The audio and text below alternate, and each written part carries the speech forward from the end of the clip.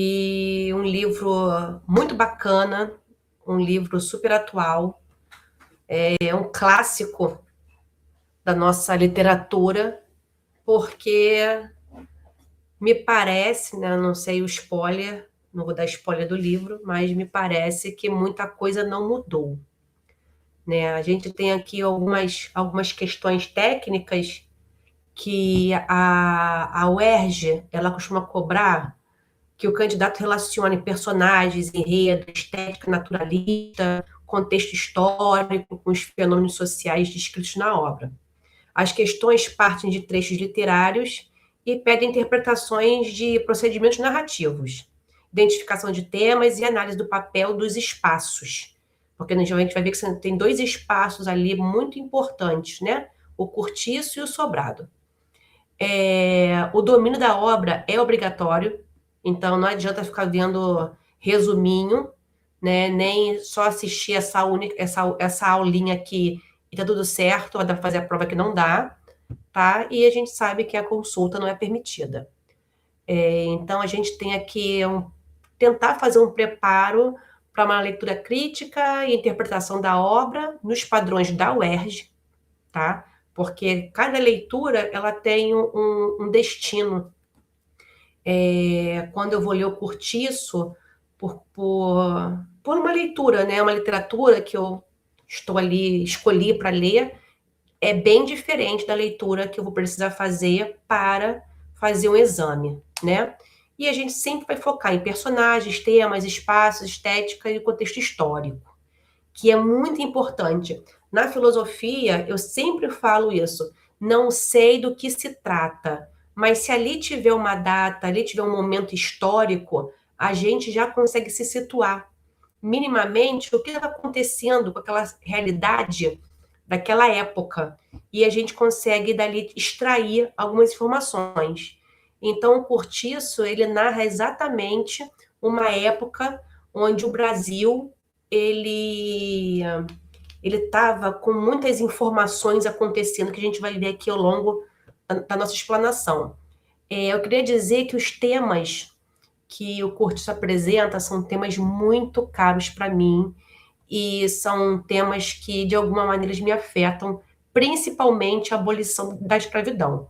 Eu não sei o que que é, não sei se é uma coisa de uma outra vida, para quem acredita em vidas passadas, eu não sei o que que é, mas é uma coisa que me toca, que me corrói assim, por dentro, até fico um pouco emocionada, por conta dessa... Oi, Gabe, boa tarde. Principalmente por conta dessa questão é, das pessoas que ganham a liberdade, mas continuam escravas. E o nosso povo também ainda continua escravo, só de uma outra maneira. E a gente vai ver. E esse assunto, para mim, é caro, porque é de uma imoralidade sem precedentes. Mas, graças a Deus, a literatura está aí para nos ajudar a entender os porquês. A gente compreende, mas não entende, na verdade, né? Porque como que fazem isso? Não consigo, a minha cabeça ela não consegue entender isso. Então, vamos lá. Aloysio de Azevedo Caríssimo nasce no Maranhão e morre em Buenos Aires. Jornalista, caricaturista, ele começa desenhando, tá? Diplomata, estudou na Imperial Academia de Belas Artes no Rio de Janeiro. Fundador do naturalismo no Brasil, a gente vai ver que é uma corrente literária importante, diferente do realismo, e é um membro também fundador da ABL. Ele escreve 2 livros, mas o principal é o Cortiço, que foi o último, O Mulato, Casa de Pensão, O Mulato, em 1881, Casa de Pensão, em 1884, e o Cortiço, em 1890. Né? E ele tem uma influência central no livro Cortiço, que é um livro francês de Émile Zola. Lá, eu não sei falar francês direito, tá, gente? Lá, Assommoir, não sei como é que é. Em 1877, é o modelo direto do Cortiço. Então, a gente tem essa perspectiva, tá, inicial sobre o autor, a inspiração que ele teve também, quando ele lê essa obra de Émile Zola, e ele falou assim: "Ih, se parece tem uma questão aqui muito importante. A gente vê que o Mulato, né, no primeiro livro, ele já introduz a crítica social ao racismo no Brasil. Então, o racismo no Brasil é um tema muito importante para essa leitura e também muito importante para as pautas que nós estamos enfrentando e estamos vivenciando hoje, em pleno século XXI, porque aqui a Luísio, a gente está no século XIX, então já vai aí bastante, os 2 séculos aí investindo nessa luta. A gente sabe que as incertezas acontecem e cada vez mais a gente tenta e a gente não consegue muito sair do mesmo local, sabe? Mas está melhorando. A Casa de Pensão aprofunda o olhar naturalista sobre os costumes urbanos cariocas, porque nesse momento aqui a gente vai ver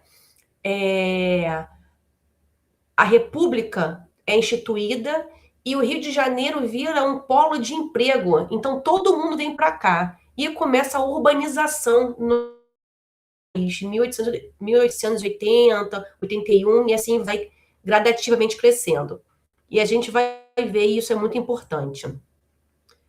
Nosso módulo 1 aqui, o Brasil que o livro respira, como eu falei para vocês. A gente sempre tem aquela visão e percepção do que está acontecendo historicamente para que a gente entenda o porquê daqueles personagens, o porquê daquele contexto. Então, isso é sempre muito importante.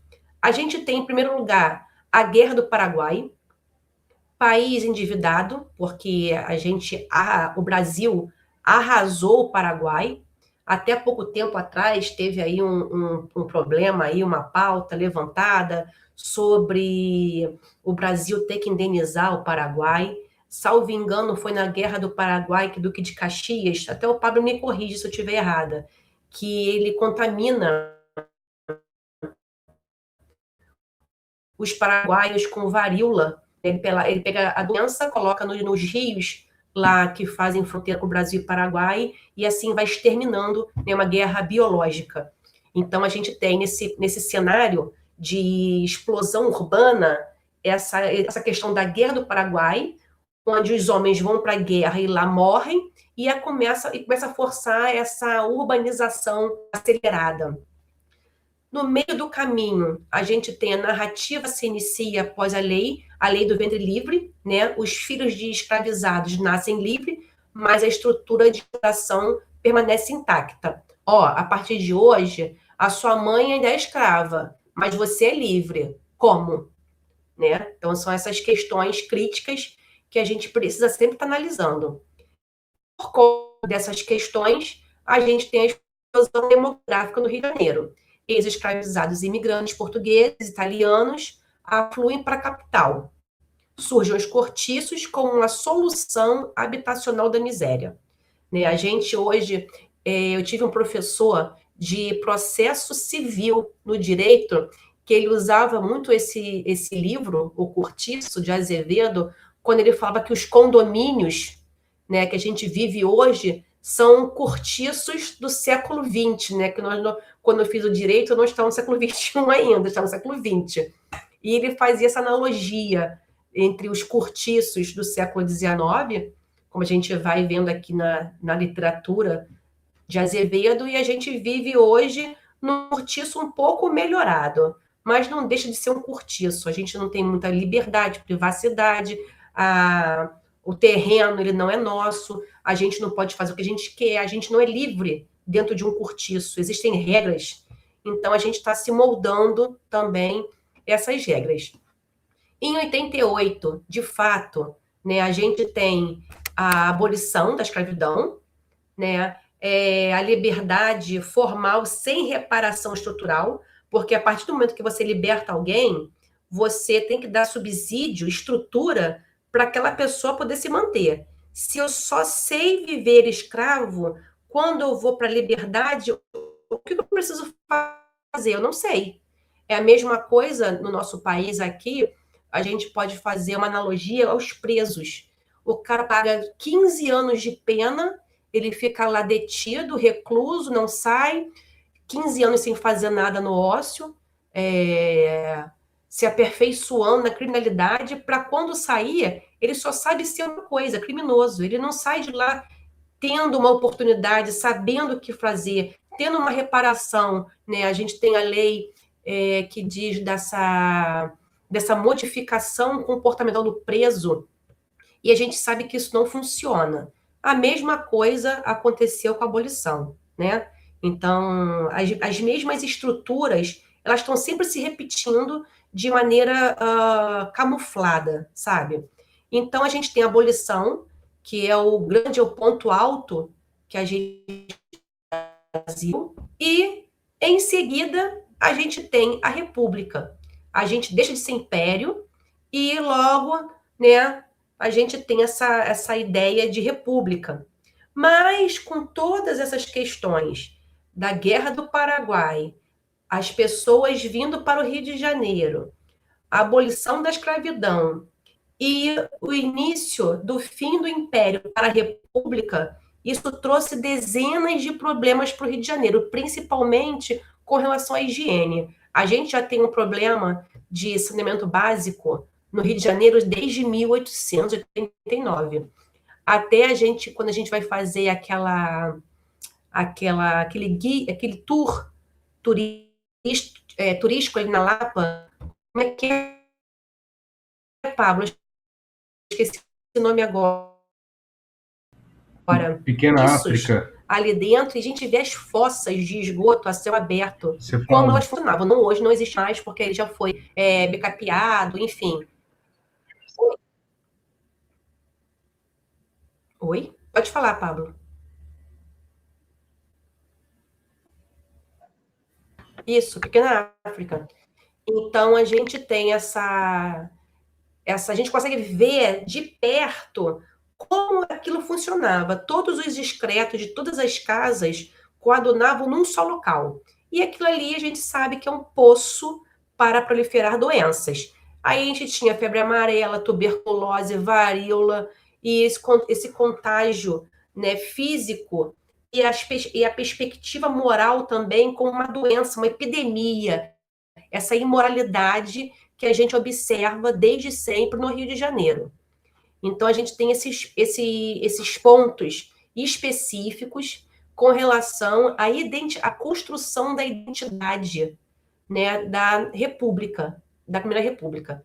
Então, vale, eu acho que uma lida do aluno de forma mais precisa e para entender essas questões, até mesmo para entender o porquê que o Aloysio descreve as personagens da maneira que ele escreve, que é belíssimo. Aqui a gente tem um ponto quente para o ERJ. A banca costuma cruzar elementos da obra com contexto histórico. Saber que Bertoleza representa a contradição pós-abolição, que o cortiço é produto da urbanização desordenada e que a imigração portuguesa é o motor da ascensão de João Romão e Jerônimo é fundamental para responder questões de ciências humanas e linguagens integradas. A gente sabe que na UERJ não tem filosofia, por exemplo, né, na grade curricular como tema de prova. Mas se a gente pegar, e quando a gente vai fazer essas análises, a gente vê que a filosofia também está muito intrínseca às ciências humanas e às linguagens integradas. Então, assim, são muitos, a gente tem aqui o idealismo, a gente vai ver algumas questões aqui que precisa do socorro da filosofia para a gente poder fazer uma análise crítica bacana do livro, tá? A gente começa... Deixa eu ver se eu consigo compartilhar outro slide aqui. Deixa eu ver aqui se eu tenho mais alguma coisa para falar para vocês. Também queria dizer para vocês que o cortiço ele é uma radiografia de um organismo social vivo, tá? E na UERJ Luzia não tem como específica, está em humanas de maneira interdisciplinar. A Paulo botou aí no chat para vocês. E essa construção do do Aloysio, dessa engenharia literária, como ele faz isso de forma tão fluida. A linguagem não é fácil, a gente vai ver, porque é uma linguagem de 1888, 1890. Então, a gente tem essa questão, alguns termos que a gente vai vendo que nem sempre é algo palatável, mas a ideia, na construção, a gente vai observar que vai ficando mais fácil, tá bom? Vamos lá. A gente tem aqui o naturalismo e o romance de tese. A UERJ não cobra o naturalismo de forma isolada. Naturalismo, corrente literária.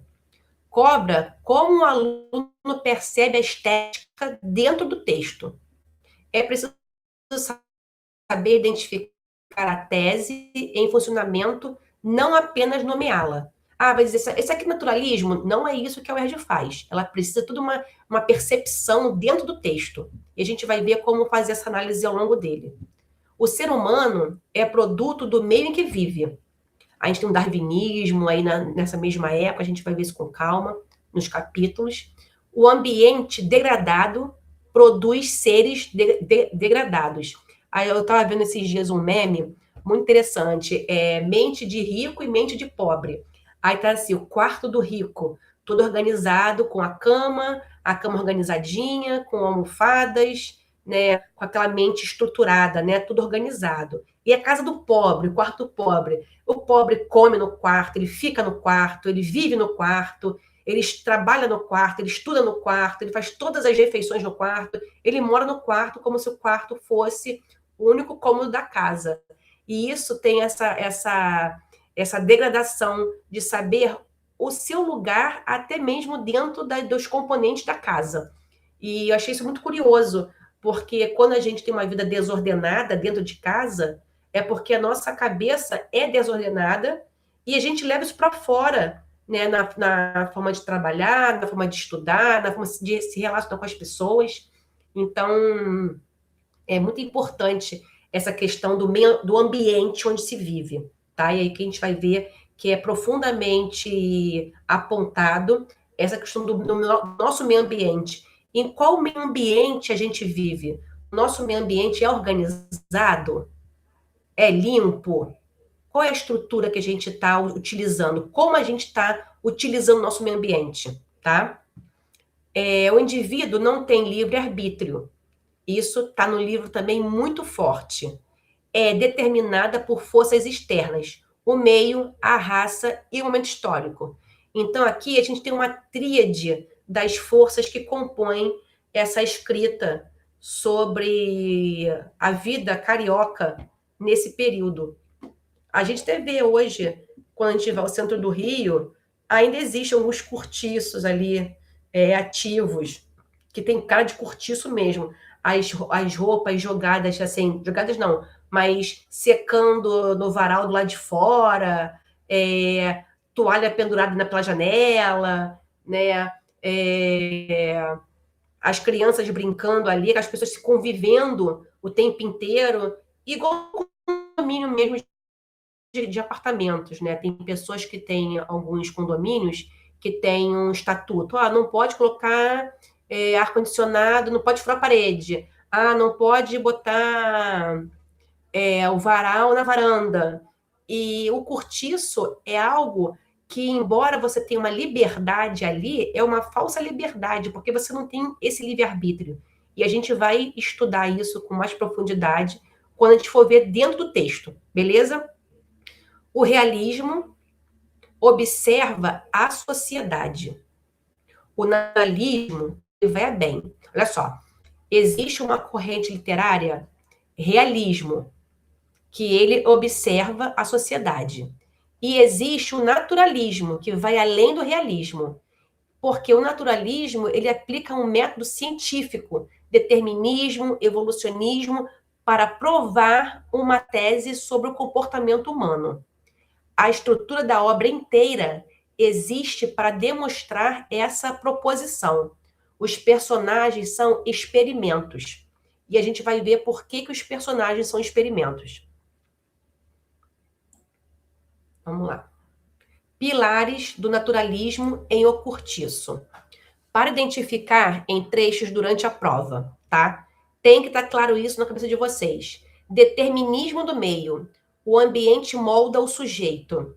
Jerônimo, alguns nomes já vão aparecendo aqui, tá? Chega virtuoso de Portugal, então é um português virtuoso, né? Entretanto, o calor, a música e uma outra personagem, Rita Baiana, o devoram.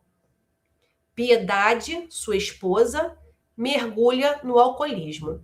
Então a gente tem aqui um homem que chega, né, certamente fugindo da guerra, de alguma guerra, né, a fuga dos portugueses para o Brasil, principalmente para o Rio de Janeiro, a gente tem uma colônia bem grande aqui de portugueses, né? E ele chega aqui todo virtuoso, aquela virtude eurocêntrica. E chega aqui no Brasil se dá de cara com aquele calor de 40 graus que só a gente conhece, com aquelas músicas, com os tambores, né, que deixam um ritmo mais agitado, e tem uma baiana ali, né, com toda a sua sexualidade, né, o seu calor humano, para bagunçar essa estrutura eurocêntrica e trazer uma estrutura histórica também bem bacana que a gente vai perceber. Tem a zoomorfização. Zoomorfização. Quer falar alguma coisa, Pablo? Tá. Humanos comparados a animais. Na literatura, diversas vezes a gente se depara com essa questão da comparação dos homens, né, do humano com animais. Os moradores do cortiço são descritos como enxame, formigueiro, bicharia. A sexualidade é visceral, instintiva, jamais romântica. Porque a gente sabe que o animal, ele não tem essa questão romântica, né? Ele sacia os seus desejos, né? Seus desejos de procriação, seus desejos biológicos, tá? Para se satisfazer.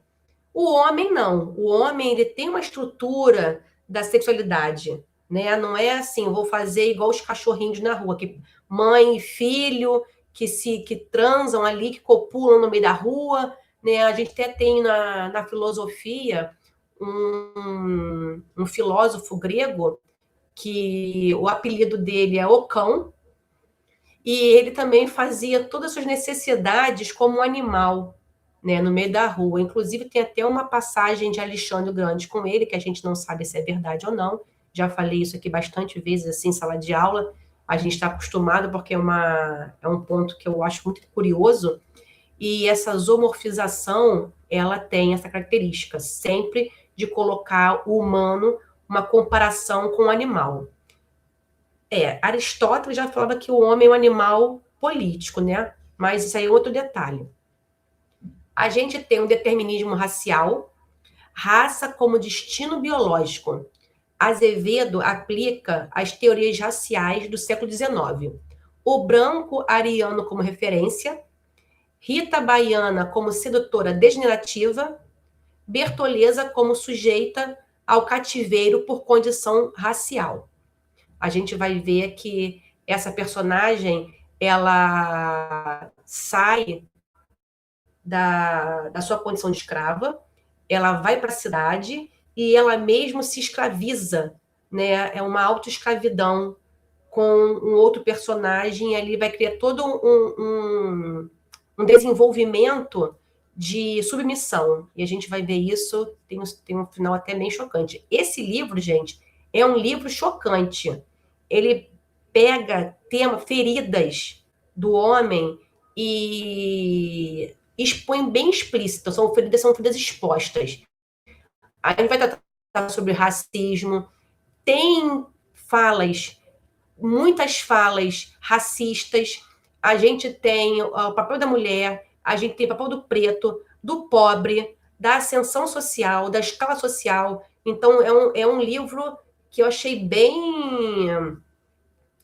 marcante a UERJ ter escolhido esse livro para falar hoje, né, 2026, dessas questões que existiam no século XIX e que até o século XXI elas permanecem. A gente tem um narrador onisciente e distante, por quê? Como um cientista observando. Azevedo faz essa ideia. Entretanto, a gente vai ver, ele narra em terceira pessoa, com discurso indireto livre. E às vezes vaza sua opinião. Atenção para esse momento. O UERJ costuma explorá-los. Eu estou com um problema de troca de dislexia. Estou trocando as palavras, as letras. E a gente também tem um personagem coletivo. O grupo como protagonista, as pessoas que vivem no cortiço. O cortiço acorda, o cortiço respira, ele dorme. A massa de moradores é descrita coletivamente antes de ser individualizada. O espaço, o cortiço, é o protagonista do livro, não é uma pessoa em si. Beleza? Vamos lá. Eu estou muito ansiosa para começar a ler esse livro. Alguém quer falar alguma coisa? Pablo, algum apontamento, alguma coisa? Eu queria falar, mas eu vou voltar bastante, vou voltar lá para o início, quando você falou do contexto histórico, a questão da lei do ventre livre e também a lei do sexagenário, que foram leis que antecederam a Lei Áurea, né? Sim. A Lei Áurea em 1888 e essas duas que antecederam. Quando a gente vai ler, vai estudar, às vezes a gente acha que isso foram vitórias graduais, né? Gradualmente foram conquistando ali a liberdade, e a Lei Áurea, 1888, é a culminação disso tudo. Porém, a gente pode pensar assim, ventre livre, ou seja, os filhos de escravizadas, eles já nascem livres a partir da promulgação daquela lei.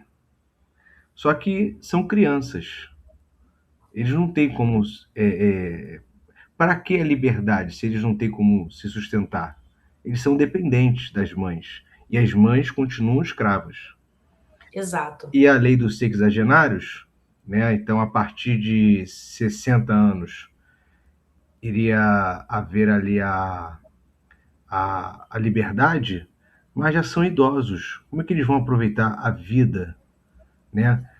Lembrando que não é como hoje, que a pessoa, hoje com uma condição de vida melhor, com os avanços da medicina, da farmacologia, né, dos tratamentos, das descobertas científicas, hoje o ser humano vive muito mais. Naquela época, 60 anos, estava ali à beira da morte, né? E após isso, o que vai fazer? Vai ser livre na velhice? Então, a elite da época, elite do café, elite dos engenhos, eles são inteligentes. Eles são inteligentes no sentido de ter essa sagacidade para quê? Para mostrar para o exterior, principalmente para os ingleses, para a coroa britânica, que eles estão fazendo alguma coisa, porque eles estavam pressionados pelo, pela coroa britânica. Por quê? Porque lá é, na Inglaterra da época, estava acontecendo a Revolução Industrial. E a Revolução Industrial é o quê? É a produção nas fábricas de produtos. A produção em uma maior escala. Né? Se antes nós tínhamos a fabricação, a produção de maneira artesanal, agora não. Agora, né, cadê o manufaturamento? Agora é uma escala bem maior. E você precisa de consumidores. Como é que as pessoas no Brasil vão consumir se elas são escravas? Você precisa de pessoas trabalhando para poder consumir. Então, a elite do Brasil, né, ela vai colocando essas leis antes da abolição de fato, e aí nasce o dito, né? lei para inglês ver, né? Isso aí está sendo feito para inglês ver. É nessa época, justamente nessa época, que surge esse dito popular. Por quê? Porque a elite não queria abolição e estava fazendo leis, né, só para os ingleses verem. Só que, em 1888, houve a Lei Áurea, e aí sim aboliu a escravidão. Tinha uma luta contra isso, um movimento contra isso, mas conseguimos, né? Só isso. Pablo, a Duda quer falar. Pode falar, Duda. Oi. Eu só queria complementar antes de começar a leitura uma coisa, que às vezes a gente não tem uma impressão tão nítida sobre como feitos do passado ainda têm reflexões e ainda existem futuramente, né? A gente está falando de 2026, então eu queria só trazer 2 dados, foram pessoas negras que foram escravizadas, que foram jogadas ao relento, não tiveram subsídio governamental, né, que é o que a gente precisa, né, para ter essa reintegração dessas pessoas em sociedade, porque até então eram pessoas tratadas de forma animalizada ou inexistente.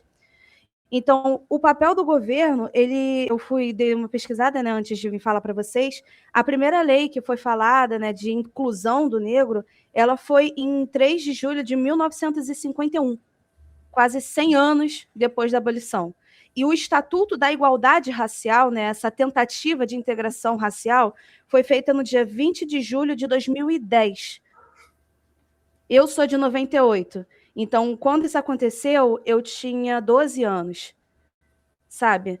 Só para a gente ter essa noção de que algo que 1888, e olha quando a gente está tendo realmente uma tentativa do governo dessa integração pleiteado por leis, né? Era isso. Posso Quer falar, Pablo? só complementar? É verdade, verdade, Eduardo. Eu concordo e parece, não sei, depois a gente pode fazer essa pesquisa. O Luiz Gama, né, advogado negro da época, que estava ali como conselheiro, uma pessoa próxima à Princesa Isabel, ele tinha um projeto de uma espécie de reintegração dessas pessoas que iam receber ali a liberdade, a alforria. Mas esse projeto ele não foi executado, né? E aí a gente vê o quê? Foi até a Dani que uma vez me mostrou a cena de uma novela. Tem uma novela, não sei se é Sim a Moça, qual é a novela, mostra nos últimos episódios, ou no último episódio, a promulgação da Lei Áurea, né? As pessoas anunciando a liberdade, e alguns falam assim, mas eu vou para onde? Aqui eu tenho tudo. Para onde eu vou? Como é que eu vou agora estruturar minha vida? Como é que eu vou viver sem onde morar, tendo comida ali todo dia, mesmo que em condições precárias? Alguns não tinham, né? Vai depender do quanto ele é importante para o Senhor. Mas como é que eu vou fazer agora? Né? Então, gerou essa crise, né, nas pessoas da época, porque não tinha um programa exato, não tinha um programa de reintegração dessas pessoas. Né? É que a questão não era dar liberdade aos negros. Foi uma pressão política, como você já... Tudo é política, né? Uma pressão política que havia na época por conta de pressões externas também. A Inglaterra pressionando, né? Todo mundo já tinha acabado com a escravidão e o Brasil continuava.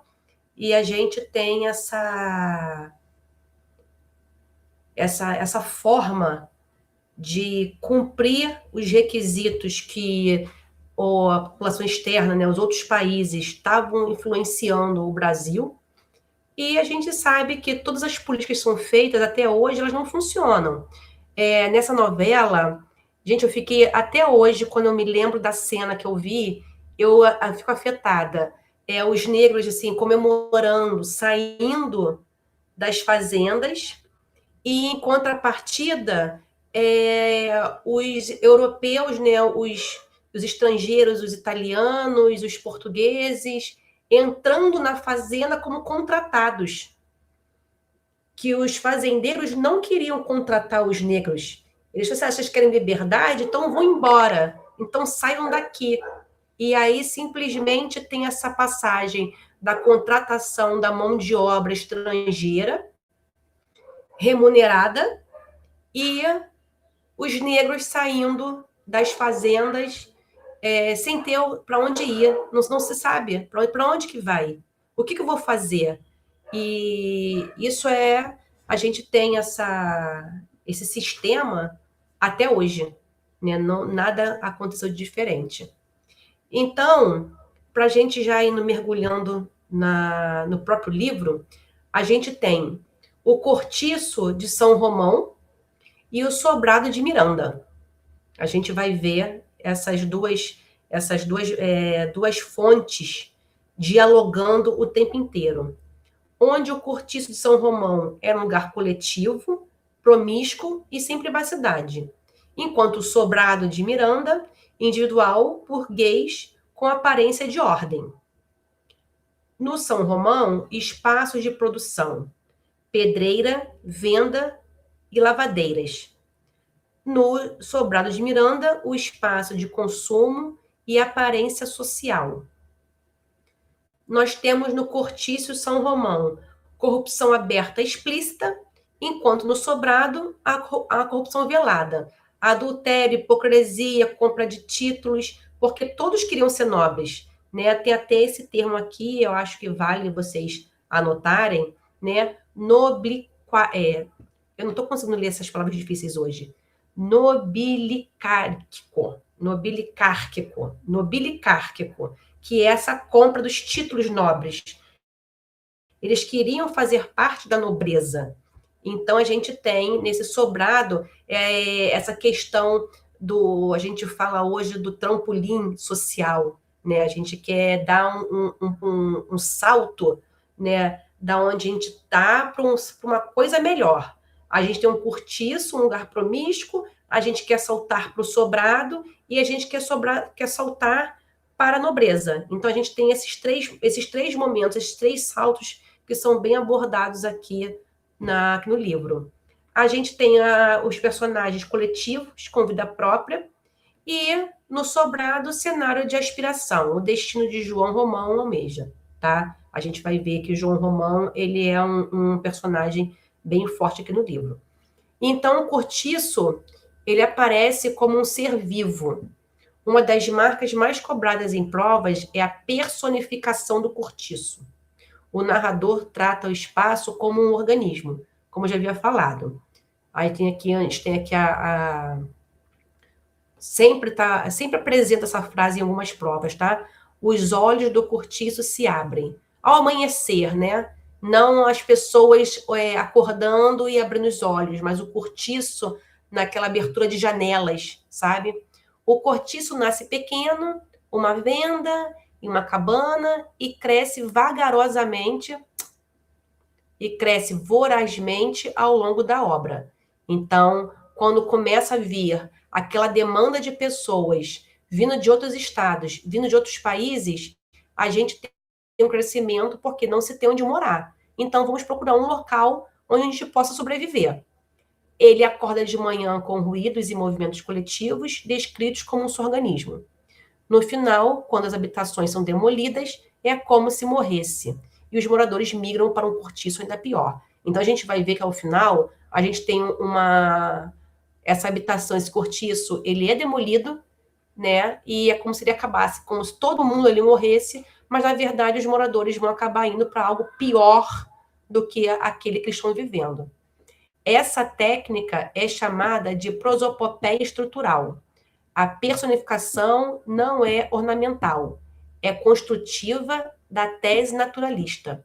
Então, essa ideia de estar sempre humanizar o cortiço como algo vivo. Então, a gente tem essa estrutura nessa literatura aqui. O ponto central é a proximidade física dos dois espaços, é a desigualdade de classes materializada. A banca da UERJ explora a oposição cortiço-sobrado como signo da estatificação social brasileira. Então, a gente está vendo aí que essa classe, essa desigualdade de classes, já está aí há 2 séculos.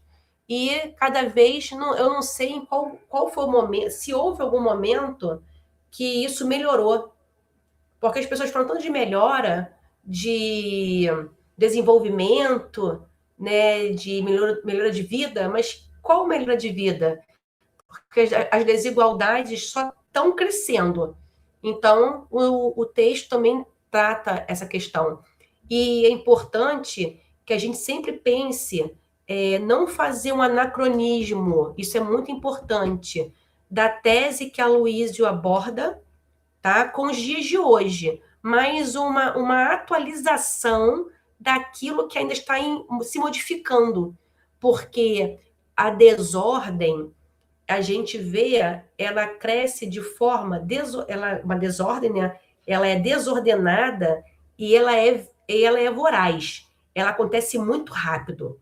Agora, a organização é algo profundo para mexer nas estruturas e fazer com que a gente saia dessa desordem. É algo moroso. Então, acho que no século XXI, a gente ainda está nesse processo. Quiçá um dia iremos conseguir alcançar. Eu tenho esperança que o meu povo um dia alcance isso. Mas essas questões da morosidade, dessa lentidão da melhora, ela é uma questão estrutural, social brasileira, tá? Nossa realidade não é algo bacana. Aqui eu coloco um guia para vocês de cada bloco, tá? A gente vai ler do capítulo 1 ao 5, a gênesis do cortiço, né? Como João Romão constrói o cortiço, como Bertoleza aparece, identificar os recursos de personificação e as primeiras descrições coletivas dos moradores. Então, a gente tem o capítulo 1 ao 5, a Gênesis. A segunda parte é do capítulo 6 a 12, o cortiço em plena vida. Aí a gente vai ver a chegada do Jerônimo e Piedade, o primeiro contato com Rita Baiana, o papel do calor, da música, da natureza tropical como forças deterministas. A gente tem a gente sempre falou, e os historiadores, geógrafos, né, que a gente fala assim, na América do Sul nada funciona por causa da temperatura, né, Pablo? A gente estava falando uma vez isso, né? A gente aqui tem verão de 12 meses, 8 meses, a gente fica no verão. Então a gente tem essa coisa do papel do calor, a gente quer ir para a rua, a gente quer andar de shortinho curtinho, chinelo de dedo, né? Diferentemente dos países da Europa, que sofrem com o inverno rigoroso, e eles se mantêm mais dentro de casa. Aqui a gente tem essa natureza de querer sair, de estar na rua, de ir para fora, do convívio. Enquanto na Europa, por conta do frio, tá? Por conta da neve, imagina só, você ter que sair para trabalhar 20 graus abaixo de zero, que é uma coisa normal, tá?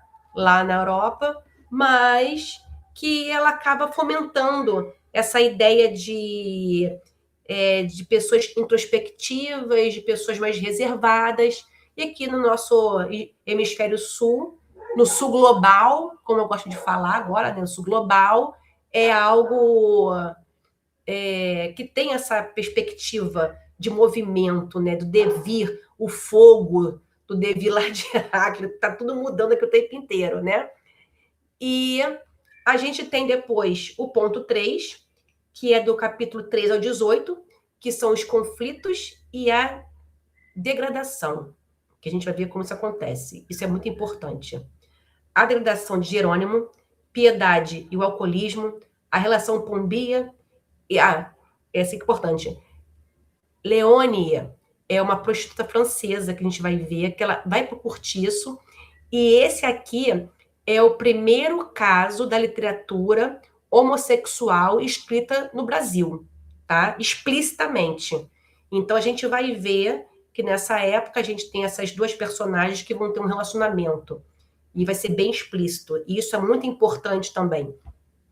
Que a gente pensa que essas questões sexuais, elas acontecem só hoje, mas está vendo aqui que já há 200 anos isso é pauta, tá? Isso já está na pauta da sociedade. Os conflitos entre os moradores, né? O que se aproxima de Miranda e João Romão. A gente tem também essa perspectiva. E o final do capítulo 19 e 23, a gente tem a ascensão, a traição e destruição. Como João Romão planeja ascender, o suicídio de Bertoleza, ler com atenção a linguagem e o que acontece com os moradores pobres ao final.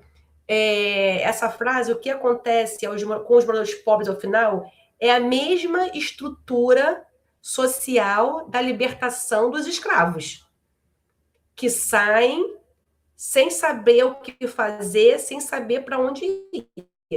E isso se repete o tempo inteiro, em geração, em momento histórico, isso sempre se repete. Parece que é um eterno retorno social brasileiro, se a gente pode chamar assim, Pablo, esse movimento de esse ciclo, início, meio e fim, sempre sendo o mesmo início, o mesmo meio, o mesmo fim, o mesmo início, o mesmo meio, o mesmo fim. Nunca para. Aí a roda é gigante que não para, sabe? E ao invés disso caminhar para algo positivo, a gente vai observando que a gente vai sempre a caminho da traição e destruição.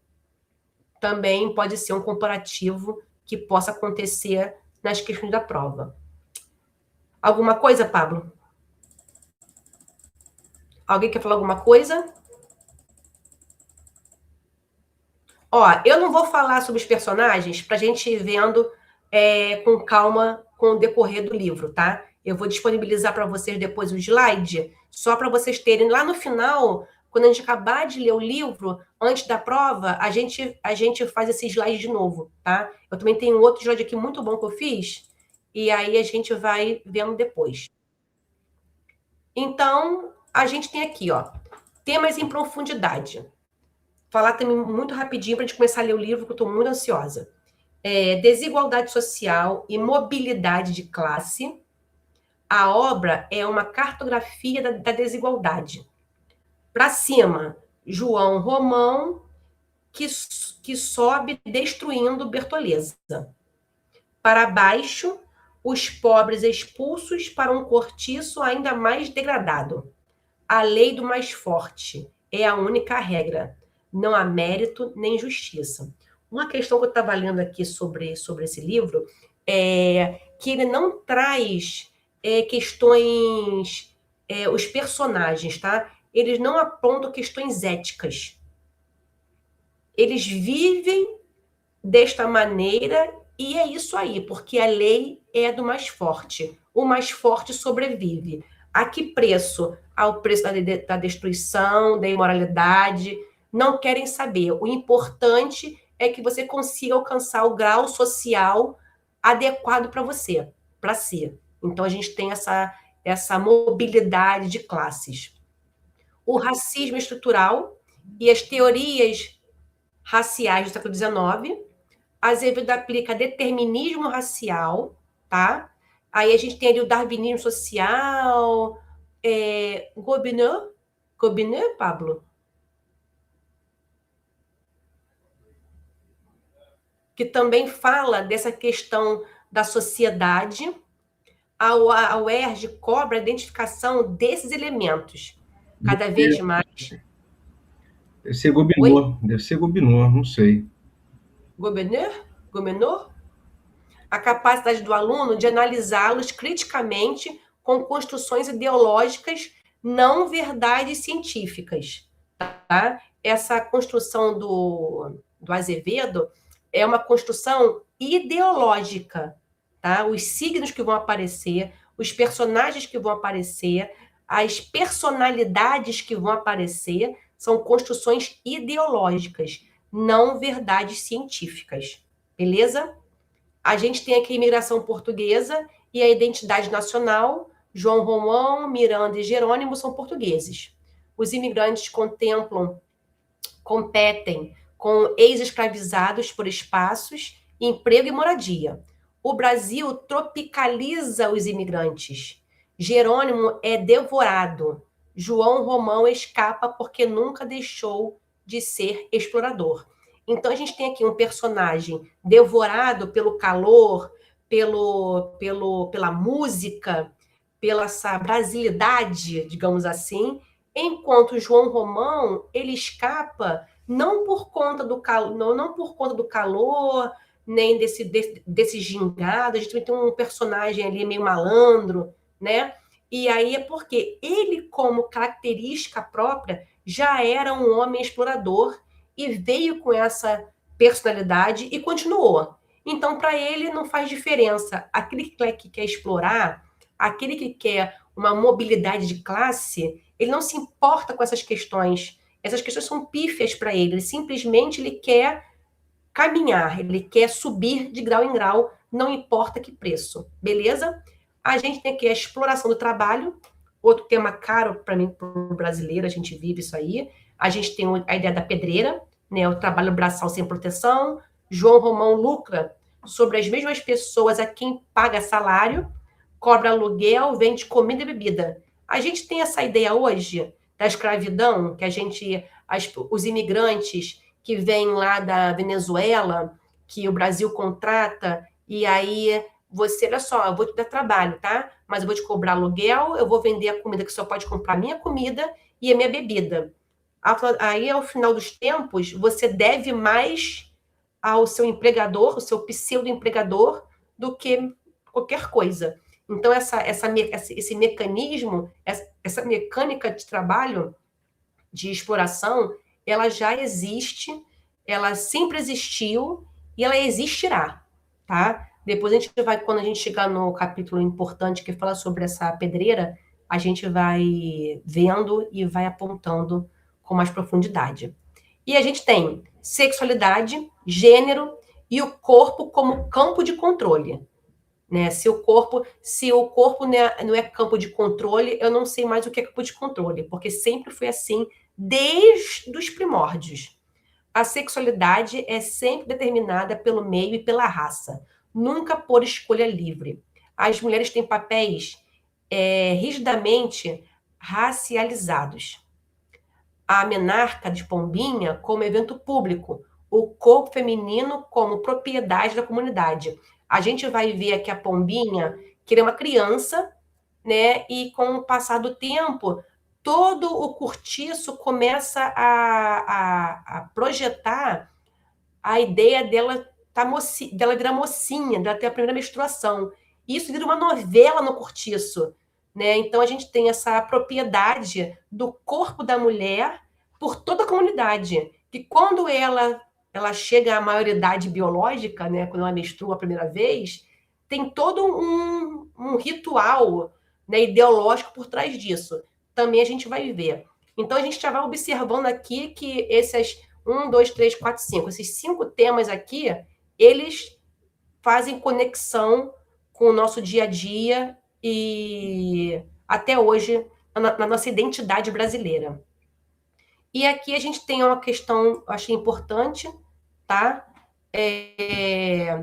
O que a UERJ certamente irá cobrar, tá?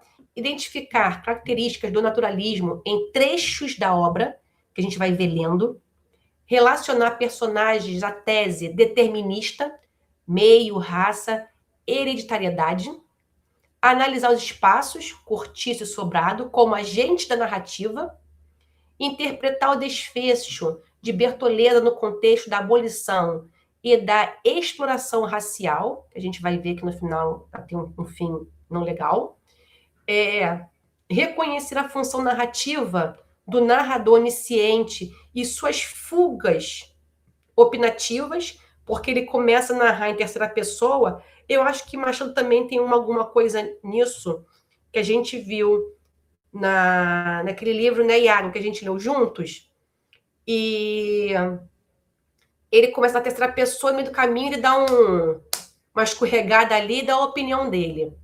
E cruzar elementos da obra em contexto histórico, humanização, imigração, abolição, tá? E os erros mais comuns que aparecem nas provas. Confundir realismo e naturalismo. O naturalismo vai além da observação. Tem tese científica. E como já falou, embora a tese científica aqui de Aloísio é uma tese ideológica, tá? Tratar o cortiço como cenário e não como personagem é outro erro, porque o cortiço é um personagem ignorar o racismo científico embutido na construção de Rita Baiana e Bertoleza, porque está ali, tá? Interpretar o suicídio de Bertoleza como fraqueza moral, em vez de ato de agência dentro de um sistema de opressão, tá? Então ela se mata, né? A gente vai ver aqui, por conta desse sistema opressor, que ela não aguenta, a traição que ela sofre, e achar que Romão é punido ao final. Ele não é punido. A obra não tem moralismo cristão, tem determinismo. Então, essa última frase aqui, ela é muito importante. A obra não tem moralismo cristão, ela é determinista. Beleza? A vida como ela é. Já dizia Nelson Rodrigues. Aí aqui tem um mapinha mental para vocês, tá? A gente tem aqui algumas informações importantes, palavra-chave, espaço de conflito, e boa leitura. Dominar o cortiço é dominar um texto mais rico da literatura brasileira. Uma obra que fala do Brasil de 1890, com uma precisão que ainda dói em 2027. Eu botei aqui 2027, que eu estou muito adiantada, 2026. Tá bom? É isso. Eu acho que se ficou alguma dúvida, eu sei que é muita informação, falei muito rápido, tem mais coisa para dizer, mas a gente vai dizendo ao longo dos capítulos, como a gente separou aqui. Cadê? A gente vai começar agora a Gênese do Cortiço e vamos caminhando nessa leitura até 6 de setembro, salvo engano, que é a prova. 6 de agosto, 6 de setembro, o primeiro domingo de setembro. Tá bom, gente? É isso. E agora é com você, Pablo. Pessoal, antes de tudo, a gente precisa falar sobre a dificuldade que as pessoas têm de ler esse tipo de obra da literatura brasileira, uma obra antiga que não é do nosso contexto atual, é de um contexto histórico de uma outra época, é de um Rio antigo, é de um Brasil antigo, com outro regime de governo, outra estrutura social, e também a questão da linguagem. Uma outra linguagem, embora seja língua portuguesa. O que eu recomendo é a criação de um glossário. Então, separar uma folha, ou fazer no próprio PC mesmo, num doc, né, no Word, num bloco de notas, fazer lá colocar lá o termo, a palavra que não conhece, o significado. Eu, até hoje, lembro de palavras que eu aprendi lendo livros. Por exemplo, conluio. Essa palavra conluio, eu não lembro qual foi o livro, mas tinha lá conluio, que é quando um grupo de pessoas arma alguma trama contra alguém, contra algo, né? Faz ali um conluio. Ébrio também.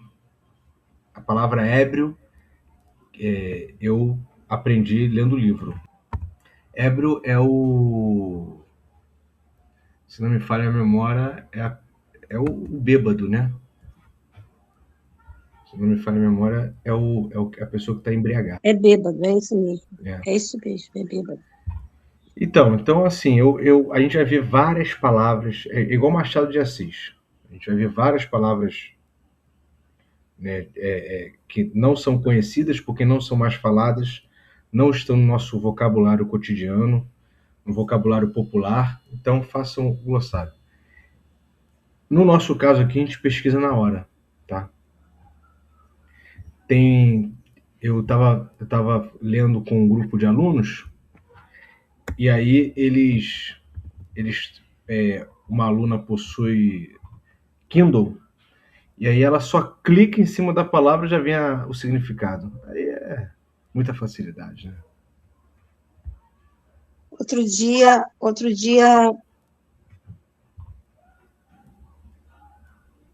aquela Cíntia Chagas, sabe quem é? Uhum. Ela estava fazendo, pegou umas palavras, estava fazendo um teste com as pessoas. Umas palavras assim super estranhas, que eu nunca tinha ouvido falar. Mas tinha uma que eu aprendi na Bíblia, ósculo. Ela perguntando o que significava, né? O significado das palavras. Aí ósculo eu sabia porque a Bíblia fala, né? Que é beijo. Mas super diferente. As coisas assim, bem antigas, as palavras bem fora de uso. É isso aí. Eu aprendi na Bíblia, que eu lembro assim, que eu não vi em nenhum outro lugar, a palavra nécio. Eu nunca mais vi essa palavra. Não sei se eu vi algum livro da literatura brasileira que é tolo, né? E também, essa palavra sempre vi. Cita muito. E também uma outra palavra, que agora eu não estou lembrando. Mas também a Bíblia, ela é cheia dessas palavras também, né? Que não são tão usuais. Vamos lá, pessoal, curtiço. João Romão, primeiro personagem, foi dos 13 aos 25 anos, empregado de um vendeiro que enriqueceu entre as quatro paredes de uma suja e obscura taverna nos refolhos do bairro do Botafogo. Taverna ou taberna, lugar onde se vende bebidas, bebida alcoólica. Refolhos aqui é no sentido de nos lugares assim para dentro de Botafogo, nos lugares assim ruas,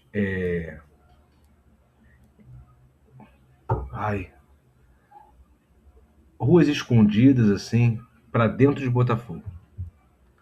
E tanto economizou do pouco que ganhara nessa dúzia de anos que, ao retirar-se o patrão para a terra, lhe deixou em pagamento de ordenados vencidos nem só a venda conquistava dentro, como ainda 1,5 conto em dinheiro. Proprietário estabelecido por sua conta, o rapaz atirou-se à labutação. Labutação, trabalho, ainda com mais ardor, possuindo-se de tal delírio de enriquecer, que afrontava resignado as mais duras privações. Então o patrão dele foi embora e deixou para ele, né, não só a venda conquistava dentro, ou seja, um comércio, como ainda 1,5 conto em dinheiro.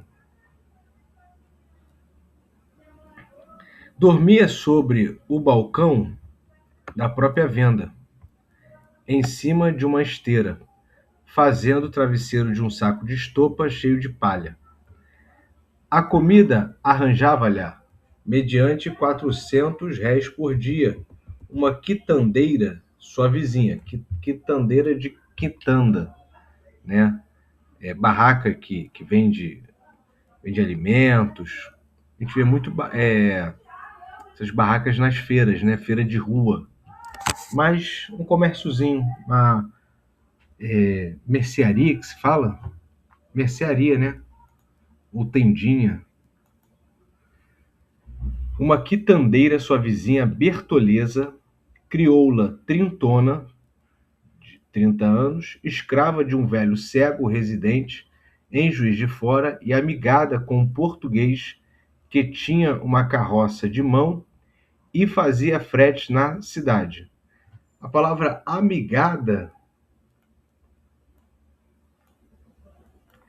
é que eles formavam um casal, tá? É uma espécie de união estável. Pessoal, se alguém quiser falar, é só sinalizar aí. A gente para aí. Bertoleza também trabalhava forte. A sua quitanda era a mais bem afreguesada do bairro, de freguês, né? De clientela. De manhã vendia angu e à noite peixe frito e iscas de fígado. Pagava de jornal. Aqui está em itálico porque é uma expressão popular. Pagava de jornal a seu dono 20 mil réis por mês. E, apesar disso, tinha de parte quase que o necessário para a alforria, a liberdade, já que era escrava. Pagar de jornal é pagar a... Essa palavra jornal, no latim, ela é diurnalis, que refere-se ao dia. Por isso que todo dia tem jornal, né? Porque todo dia tem notícia do dia anterior.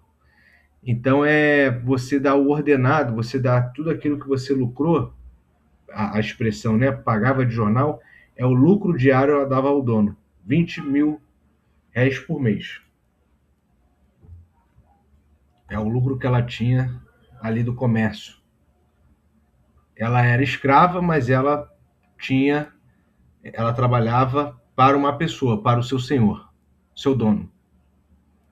Um dia, porém, o seu homem, o português, depois de correr meia légua, puxando uma carga superior às suas forças, caiu morto na rua, ao lado da carroça, estrompado como uma besta, cansado. Então ela tinha uma união estável, era amigada com um cara lá, um português, e ele faleceu, ficou sozinho. João Romão mostrou grande interesse por esta desgraça. Fez-se até participante direto dos sofrimentos da vizinha. E com tamanho empenho lamentou que a boa mulher o escolheu para confidente das suas desventuras. Eu já perguntei numa sala de ensino médio que era confidente, ninguém soube dizer. Então, eu vou falar aqui. Confidente é para quem você confessa. Geralmente é amigo, né? Ou um casal, o cônjuge é confidente do outro.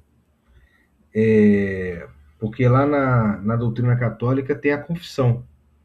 Então você vai até a igreja, vai até o padre, aí se confessa. É sacramento, né, Dani? Confissão é sacramento, né, ou não?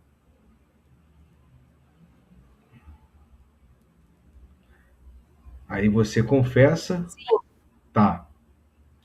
Aí você confessa e ali ele tem ali o poder, né, sacerdotal de perdoar os pecados e tal. Então é você contar os seus segredos, suas... Abriu-se com ele, contou-lhe a sua vida de amofinações e dificuldades. Seu senhor comia-lhe a pele do corpo. Não era brinquedo para uma pobre mulher ter de escarrar para ali, todos os meses, 20 mil réis em dinheiro. E segredou-lhe então que tinha juntado para sua liberdade e acabou pedindo ao vendeiro que lhe guardasse as economias, porque já de certa vez fora roubada por gatunos, que é de ladrão, gatunos que lhe entraram na quitanda pelos fundos. Daí em diante, João Romão tornou-se o caixa, o procurador e o conselheiro da crioula. O caixa guardava o dinheiro dela, procurador meio que representava ela e o conselheiro. No fim de pouco tempo, era ele quem tomava conta de tudo que ela produzia e era também quem punha e dispunha dos seus pecúlios e quem se encarregava de remeter ao senhor os 20 mil réis mensais. Aqui, pecúlio é uma espécie de... Quando a gente fala pecúlio hoje em dia, é um valor que é em dinheiro para os beneficiários, tá? Então aqui pode ser alguma taxa, beleza? Algum imposto.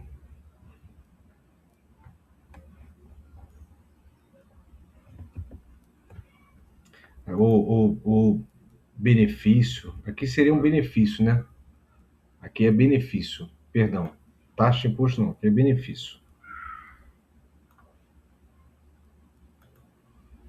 Abriu-lhe logo uma conta corrente e a quitandeira, quando precisava de dinheiro para qualquer coisa, dava um pulo até a venda e recebeu das mãos do vendeiro de seu João, como ela dizia. Seu João, debitava metodicamente essas pequenas quantias num caderninho, em cuja capa de papel pardo lia-se mal escrito, em letras cortadas de jornal, ativo e passivo de Bertoleza. E por tal forma foi o taverneiro, ganhando confiança no espírito da mulher, que esta afinal nada mais resolvia só por si, e aceitava dele cegamente todo e qualquer arbítrio, decisão. Por último, se alguém precisava tratar com ela qualquer negócio, nem mais se dava ao trabalho de procurá-la, ia logo direto a João Romão. Quando deram fé, estavam amigados, então se tornaram um casal.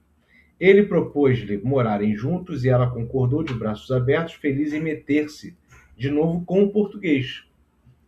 Então, João Romão, português. Porque, como toda a cafusa, a gente vai precisar falar dessa parte agora, Bertoleza não queria sujeitar-se a negros e procurava instintivamente o homem numa raça superior à sua. Isso aqui é uma fala preconceituosa, tá? Esse termo aqui, eu não sei como é que está a discussão hoje em dia, mas era um termo que tem raízes históricas no Brasil colonial, e cafuso se referia ao indivíduo que era fruto, né, da relação entre indígenas e negros africanos. Aí tem outros termos também que eram usados. Mulato, que houve até um revisionismo histórico, né? A origem do termo ela não é boa, que seria os indivíduos que seriam fruto da relação entre indivíduos brancos e negros, né? Essa palavra é do espanhol, que tem a sua raiz no latim, e mulos é mula. Então, o livro ele é filho do seu tempo, tá? E eu acho que a palavra também mameluco,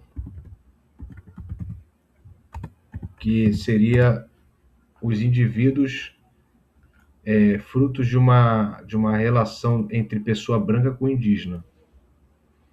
Eu não sei como está, vale a pena a gente ver isso aí, eu vou procurar pesquisar e eu posto lá no nosso grupo, como isso tem sido tratado hoje em dia, tá? Mas esse parágrafo aqui, a Bertoleza, no caso, né, ela tinha um pensamento racista, tá?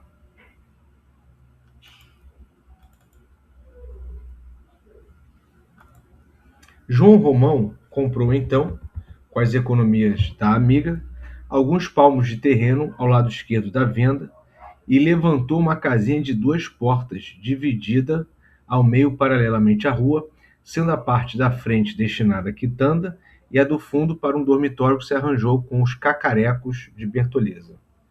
Havia, além da cama, uma cômoda de jacarandá, muito velha com maçanetas de metal amarelo já mareadas, um oratório cheio de santos e forrado de papel de cor, um baú grande de couro cru tacheado, 2 banquinhos de pau feitos de uma só peça e um formidável cabide de pregar na parede com a sua competente coberta de retalhos de chita. Eduarda, pode falar. Só queria complementar essa temática da própria mulher preta sendo uma mulher, né, que traduz esse racismo. Nessa época também foi uma política que foi muito implementada de maneira não tão implícita assim, foi a política do embranquecimento de raças, né? Que vai trazer essa ideia da eugenia, essa ideia do darwinismo social, então essa ideia de que existia uma raça que era superior à dela. E aí dos grandes quadros que a gente usa de exemplo para essa época é aquele Redenção de Cã, que mostra uma mulher, né, que ela aparenta ser a avó, uma mulher mais velha, negra e ela tá agradecendo porque uma mulher, né, que parece ser a filha dela, que é um pouco mais clara, tem um filho com um homem que é mais claro e o filho nasce branco. Então, quando a gente vê muito disso acontecendo, dessas pessoas negras que estão traduzindo, que bom que eu estou me relacionando com uma raça ariana que é maior que a minha, é porque foi amplamente divulgada essa teoria de que deveria, para a raça brasileira existir, né, para ter essa ascensão social também, em paralelo a esse crescimento que estava existindo na Inglaterra, também na França, né, existia essa ideia dessa redenção. Então, essas pessoas, elas buscavam também pessoas mais claras para ter realmente esse embranquecimento de raça. E isso não era algo que era, por exemplo, de uma conscientização. Só era visto que essas pessoas, elas, em sociedade, adquiriam mais poder. Então, era só isso que eu gostaria de comentar também. Perfeito. Nós temos essa pintura lá no perfil do Instagram, do Tutorialmente. Se vocês forem lá eu acho que é pinturas, um dos destaques. Aí tem essa pintura. Eu vou fazer o seguinte, eu vou colocar ela no WhatsApp, nosso grupo. Aí eu coloco uma espécie de print Mas a Eduarda já falou aqui, falou muito bem. Então, é exatamente isso, é a redenção de Cã. E Cã, ele é da Bíblia, né? Então era uma, uma, os fundamentos dessas crenças, né? Essa espécie de eugenia que os nazistas vão fazer nesse darwinismo social, de falar que uma raça é superior à outra, ele, no caso aqui do Brasil, da cultura europeia e da pintura, Cã era um dos filhos de Noé. E se não me falha a memória, Cã foi o filho amaldiçoado de Noé, porque no relato bíblico ele vê a nudez do pai e é o filho que vai para certas regiões que pode-se compreender que seja ali a África. Então tinha todo um fundamento para a prática do preconceito, né? Muito obrigado, Eduardo, por ter lembrado dessa pintura. Eu vou colocar lá no grupo. Muito, muito interessante a gente ver que existia uma política, né? Uma cultura, uma política social para isso. Fala, Eduardo.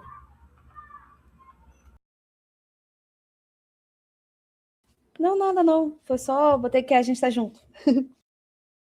Ah, tá. Eu abri aqui agora o chat. Beleza, vamos lá.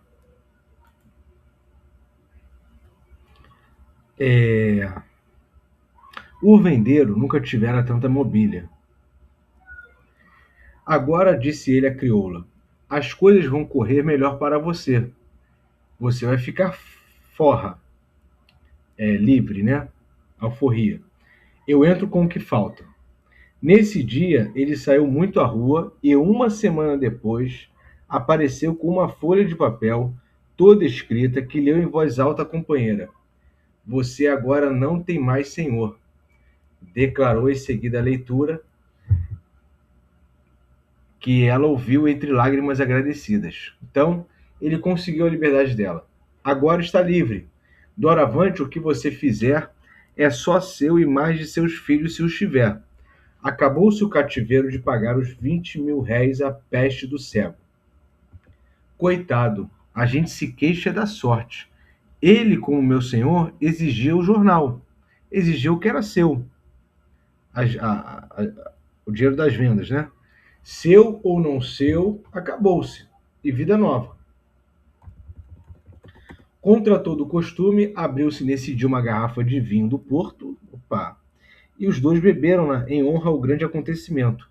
Entretanto, a tal carta de liberdade era obra do próprio João Romão, e nem mesmo o selo que ele entendeu de pespegar-lhe em cima, para dar à burla maior formalidade, representava despesa, porque o esperto aproveitara uma estampilha, um selo, né, uma estampilha já servida.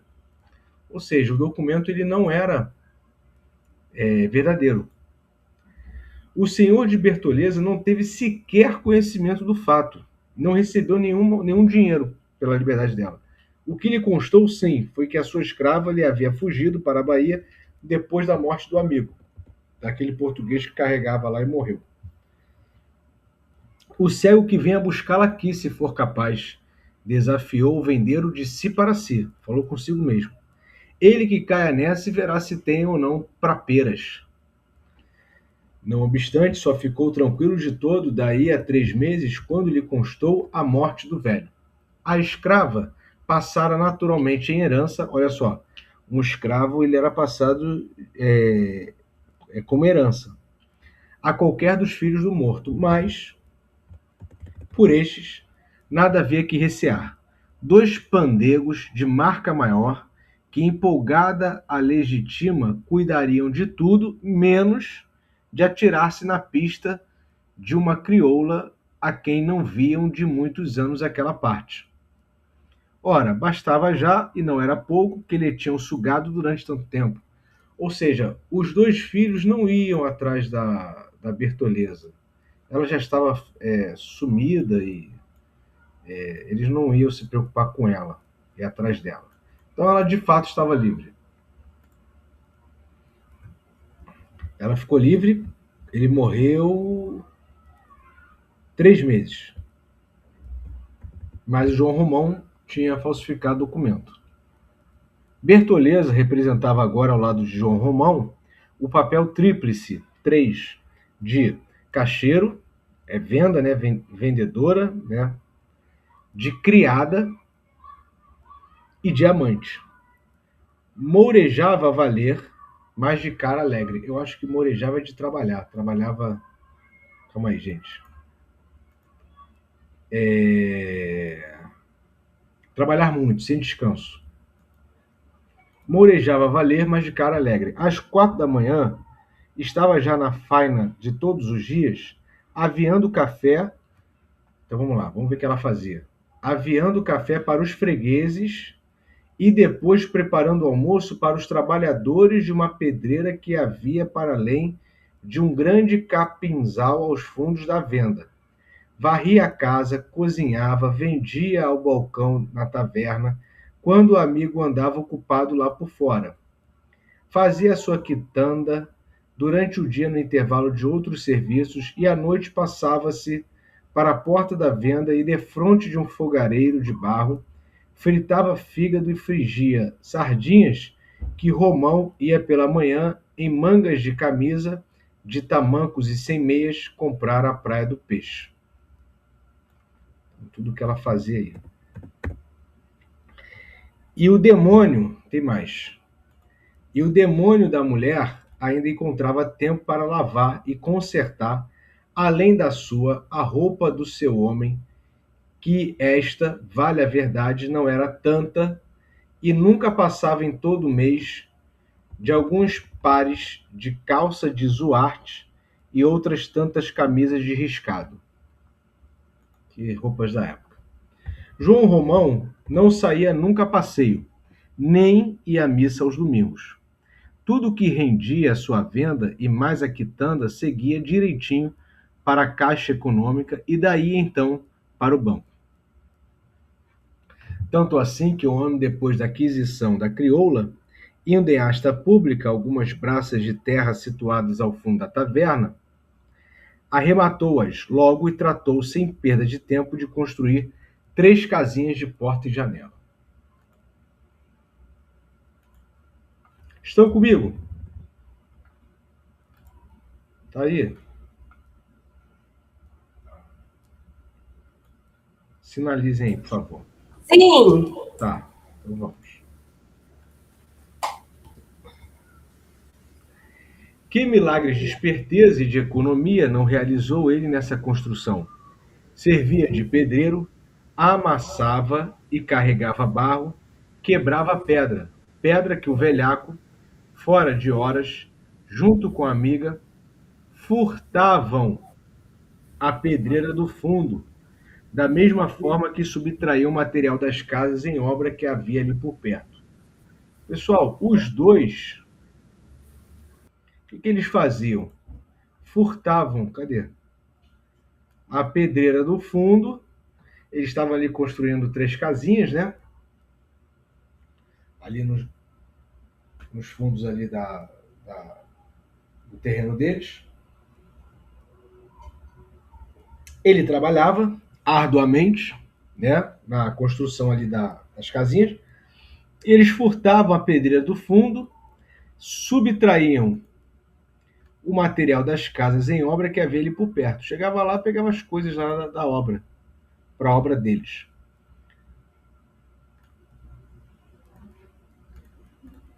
Vamos lá. Estes furtos eram feitos com todas as cautelas e sempre coroados do melhor sucesso, graças à circunstância de que nesse tempo a polícia não se mostrava muito por aquelas alturas. João Romão observava durante o dia quais as obras em que ficava material para o dia seguinte, e à noite lá estava ele rente, mais a Bertoleza, a removerem tábuas, tijolos, telhas, sacos de cal, para o meio da rua, com tanta habilidade que se não ouvia vislumbre de rumor. Depois um tomava uma carga e partia para casa, enquanto o outro ficava de alcateia, ficava de vigia. Alcateia é conjunto de lobos, não é isso?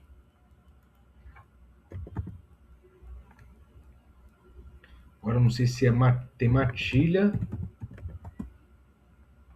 é de cachorros, e alcateia de lobos, né? É. Mas aqui é de vigia. Enquanto o outro ficava de alcateia ao lado do resto, pronto a dar sinal em caso de perigo, e quando o que tinha ido voltava, seguia então o companheiro carregado por sua vez. Nada lhes escapava, nem mesmo as escadas dos pedreiros, os cavalos de pau, o banco ou a ferramenta dos marceneiros. Pegavam tudo. E o fato é que aquelas 3 casinhas, tão engenhosamente construídas, foram um ponto de partida do grande cortiço de São Romão. Virou até um santo.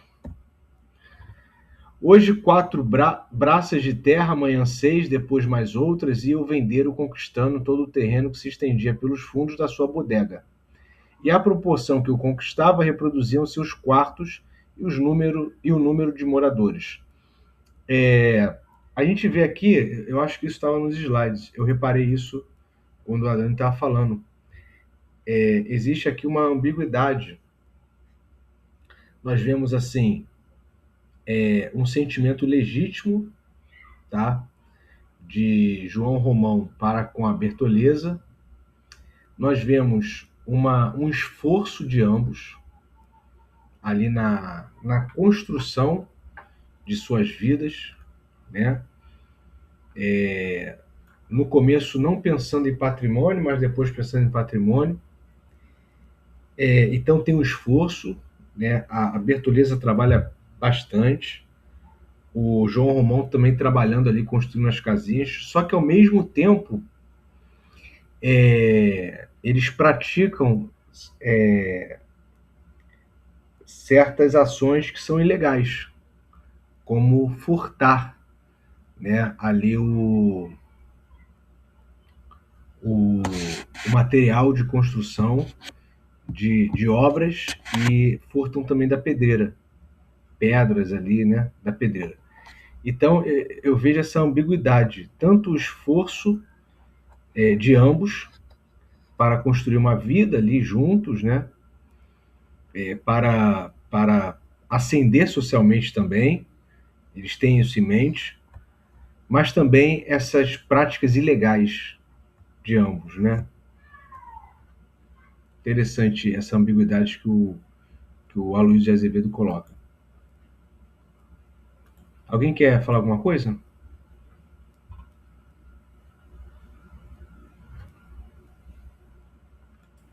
Pablo, foi essa questão que eu falei, né, lá no slide, que eles não estão preocupados com a ética moral cristã, né? Eles querem ascender, determinismo, que eles querem fazer aquilo que tem que ser feito para conseguir o objetivo que eles querem.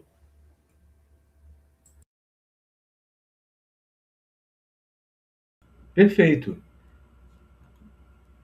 E se a gente vê assim aí volta a dizer, se a gente vê assim um certo valor, fazendo um juízo de valor, tá? Se a gente vê um certo valor nessa luta por uma vida melhor, a gente também vê aqui uma, um ponto negativo nisso. Então, é esse esforço que tem tantos pontos positivos como um ponto negativo. Então, existe um valor, se a gente for considerar assim, bom, que é o esforço para você melhorar, se superar. Também essa ambiguidade, né? Duas faces de uma mesma moeda. Esse ponto mais negativo, esse valor negativo, de você furtar o que não é seu para também ascender na vida. Isso é bom como arquétipo literário. Isso enriquece, né, a história, a trama. Porque se você tem uma dicotomia bem marcada, onde tem o arquétipo ali do bom, o arquétipo da pessoa perversa, aí você... Mas quando tem assim um personagem com essa ambiguidade, aí é um personagem mais sofisticado, né? Só que quando você tem uma pessoa boa, que ela se depara, um arquétipo bom, né, nas tramas, que se depara com certos dilemas, você vê um impasse. Geralmente você vê um impasse. Quando é para fazer o mal, tem um impasse. O arquétipo bom, estou pensando aqui em Hamlet, por exemplo. Faço ou não faço? Devo ou não devo? Porque aí você mostra essa categoria de justiça, do que é justo, do que é honesto. Que não é o caso aqui. Tá?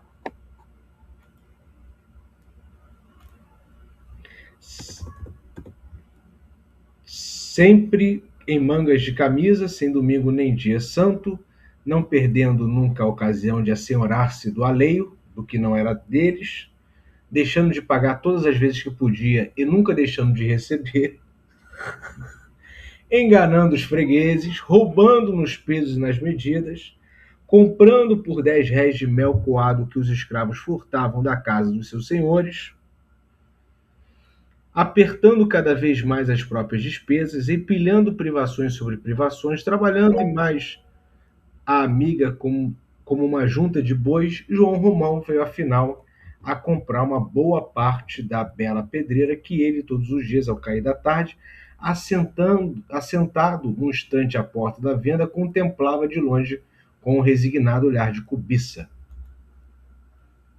Diga. Dani, diga. Eu queria saber de onde que vem essa ideia que os brasileiros chamam os portugueses de burro. Porque o português de burro ele não tem nada. São muito espertos, por sinal. Pois é, né? Aqui nós tivemos uma... Não só os portugueses, né? Mas portugueses e italianos, né? E também aqui no Rio de Janeiro, os nordestinos. Pessoas que vieram para cá, principalmente portugueses e italianos. Pessoas que vieram para cá e montaram comércios, né? Nordestinos porque o fluxo da vinda de nordestinos nunca parou. Então nós temos muitos nordestinos trabalhando, mas nós temos nordestinos donos de comércios inteiros, Eu conheço um nordestino em São Paulo, ele é dono assim de muitos imóveis. E chegou lá como um garçom, muito novo. E se privou de tudo que era possível para poder construir o que construiu. Trabalhava muito, mas muito, mas muito. Deu o seu sangue e seu suor. E também esses imigrantes estrangeiros lá atrás, né? Que também aí montam comércio, eles têm uma expertise no comércio. Só que no caso aqui não é totalmente idôneo, né? Não é totalmente idôneo. Mas português de burro não tem nada.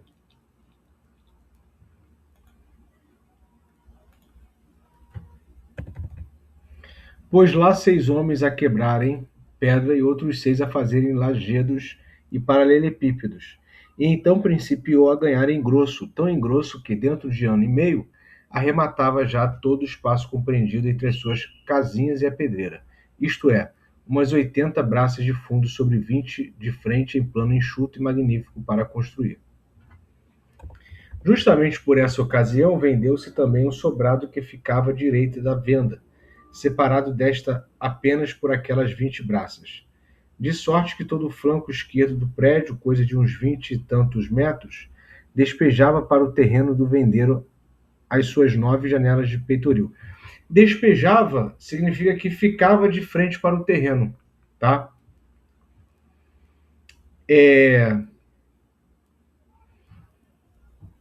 Comprou um tal Miranda. Então nós temos a entrada de outro personagem aqui, Miranda. Beleza? Negociante português, estabelecido na Rua do Hospício, com uma loja de fazendas por atacado. Eu acredito que esse loja de fazendas é que vende produto têxtil, tecidos, né? Antigamente muita gente fazia roupa, é porque hoje não. Hoje nós temos o quê? Nós temos as pessoas vão nessas lojas de departamento, né? C&A, Renner.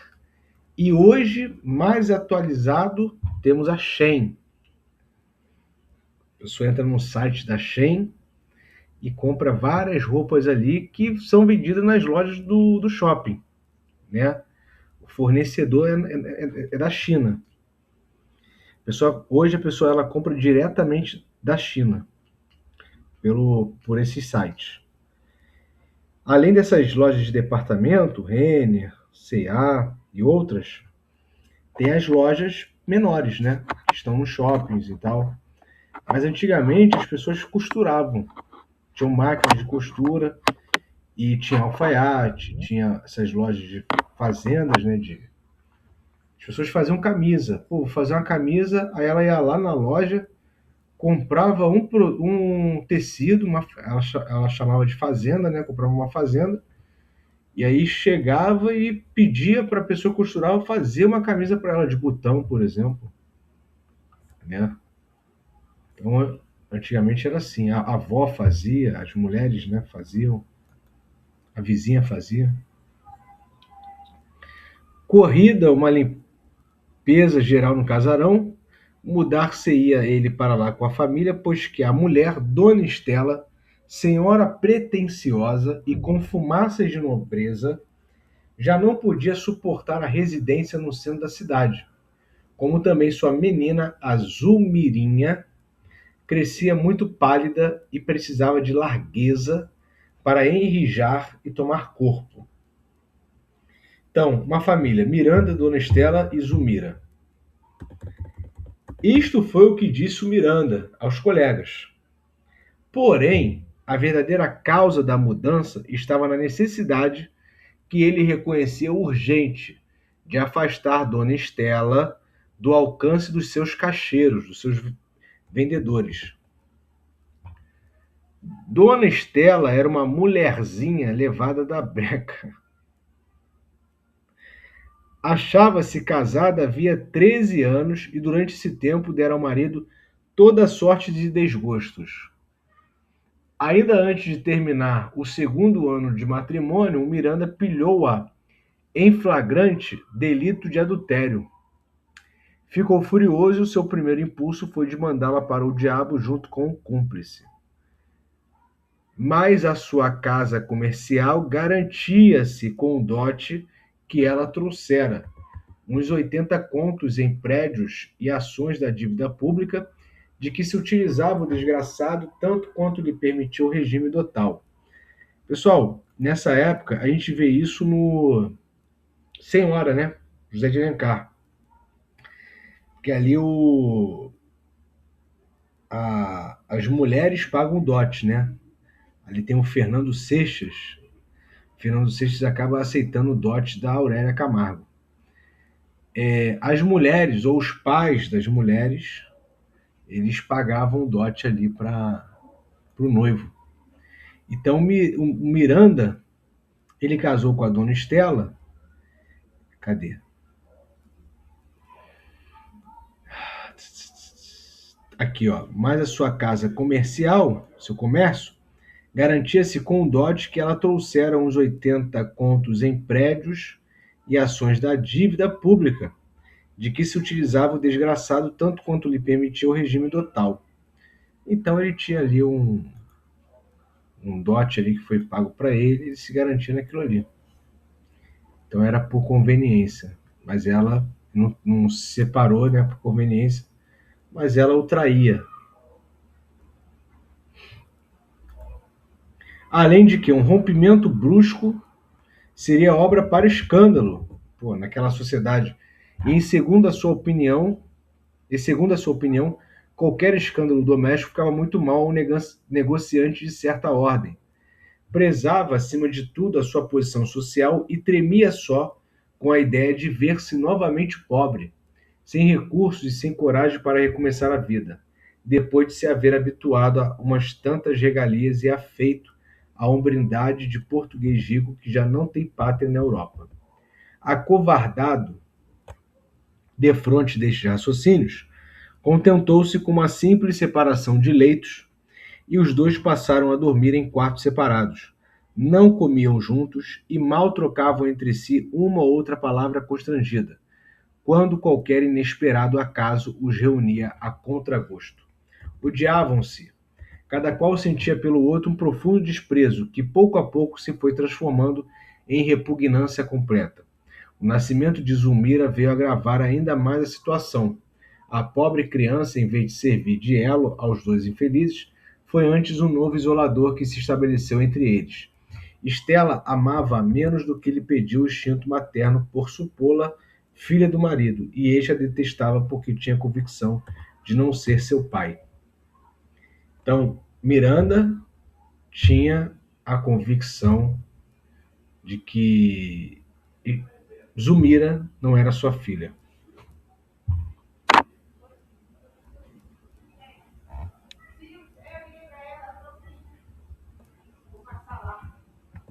Uma bela noite, porém, o Miranda, que era homem de sangue esperto e orçava então pelos seus 35 anos, sentiu-se em insuportável estado de lubricidade. Era tarde já e não havia em casa alguma criada que lhe pudesse valer. Lembrou-se da mulher, mas repeliu logo esta ideia com escrupulosa repugnância. Essa palavra aqui, lubricidade, é de escorregadio. Tem a palavra de lubrificante, lubrificar. Por exemplo, um motor que precisa de estar lubrificado, então escorregadio. Lembrou-se da mulher, mas repeliu logo esta ideia com escrupulosa repugnância, continuava a odiá-la. Entretanto, este mesmo fato de obrigação em que ele se colocou de não servir-se dela, a responsabilidade de desprezá-la, como que ainda mais lhe assanhava o desejo da carne, fazendo da esposa infiel um fruto proibido. Afinal, coisa singular, posto que moralmente nada diminuísse a sua repugnância pela perjura, foi ter ao quarto dela.